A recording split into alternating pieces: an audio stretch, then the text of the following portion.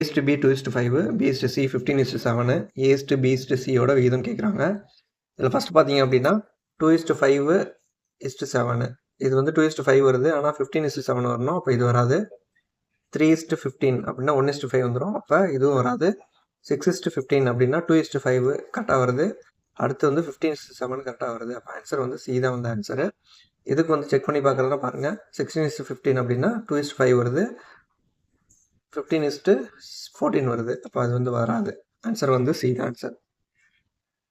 A/B 2:3, B/C 2:4, C/D வந்து 2:5.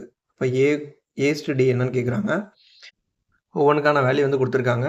இப்போ பிக்கு பி கேன்சல் ஆயிரும், சிக்கு சி கேன்சல் ஆயிரும். இப்போ ஏபிடி வந்து வேல்யூ கிடச்சிரும்.